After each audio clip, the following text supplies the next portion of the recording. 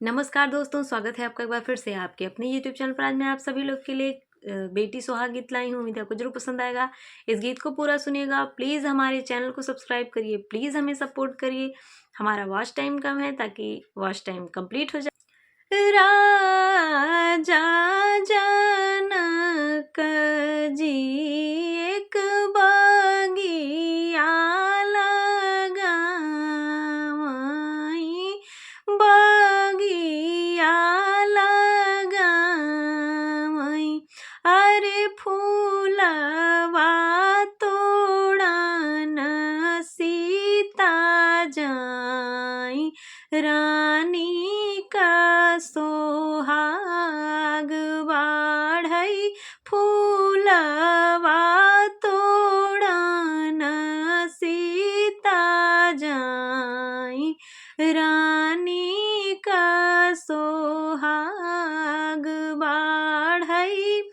एक डेलिया तोड़ई, दूसर डेलिया तोड़ई, दूसर डेलिया तोड़ई, अरे केसिया रुझी गई डारी, रानी का सोहाग बाढ़ई, केसिया रुझी गई डारी, रानी का सोहाग बाढ़ई।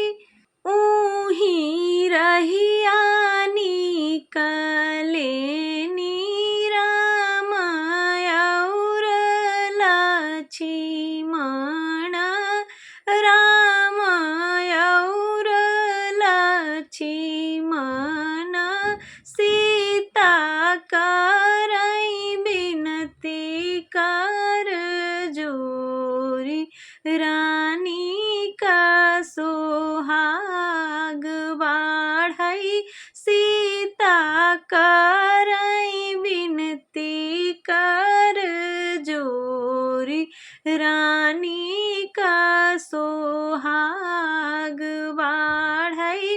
एक बेरी के सिया छोड़ाई, देत्या साहेब छोड़ाई, देत्या साहेब, अरे अब नाही औबई फूलवारी,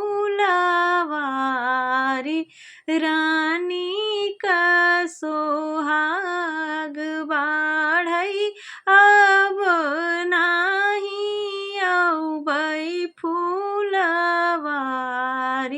रानी का सोहाग बाढ़ई। कई से के सिया छोड़ाई, मोरी सीता छोड़ाई, मोरी सीता, अरे देखई गौआ का लोग, रानी का सोहाग बाढ़ई, देखई गौआ का लोग, रानी का सोहाग बाढ़ई, अरे आज हम आए बाबा जी के चोरी हो, बाबा जी के चोरी, अरे कालिया उब सखियन के साथ, रानी का सोहाग बाढ़ई, कालिया उब सखियन के साथ, रानी का सोहाग बाढ़ई। उम्मीद है यह गीत आपको पसंद आया होगा। गीत पसंद आया हो तो कमेंट में लिखिए, चैनल पर नए हैं तो चैनल को सब्सक्राइब करें, प्लीज़ हमें सपोर्ट करें ताकि हमारा वॉच टाइम कंप्लीट हो जाए और हमारा चैनल भी मोनेटाइज हो जाए। धन्यवाद।